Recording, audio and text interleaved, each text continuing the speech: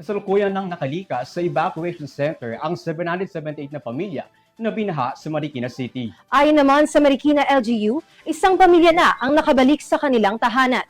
Si Maren Calo para sa detalye. Sa patuloy na pagbuhos ng ulan dulot ng habagat, pansamantalang inilikas ang mga residente dito sa ilang evacuation center sa Marikina City.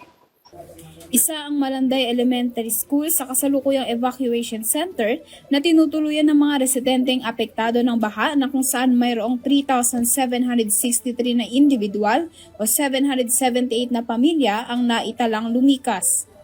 Ayon sa isang evacuee, umabot sa ikatlong alarma nang sila ay lumikas kagabi at hindi na hinintay pa ang rescue operation. Marikina. So kagabi lang kami lumikas nung nag-third alarm na para sa ganun, hindi na kami may stranded sa back. Binanggit naman ni Jet Ribo mula sa command post ng Marikina City na isa sa mga tulong na ipinabot ng pamahalaang lungsod ay pamamahagi ng pagkain.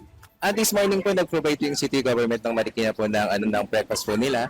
Tapos po ginagawa naman po namin ngayon yung para po sa lunch nila.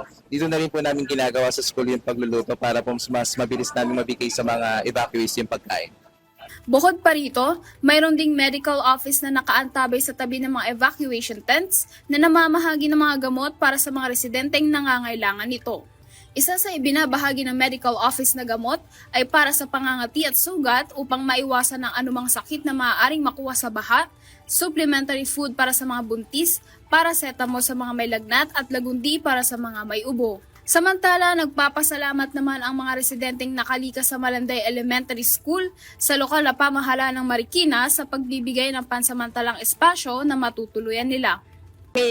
Nagpapasalamat kami kay Mayor at saka kay Kong kami narito na inopon niya kami dito at saka binigyan kami ng mga pagkain, nakalas niya lang kami. Masasip yun naman kami doon. Saka yung may mga pagkain na bigay dito. Ayon sa monitoring ng Marikina LGU, may isang pamilya na raw ang bumalik sa kanilang tahanan. Para sa Euro TV News, ako si Maren Calo, sumasaludo sa bawat Pilipino.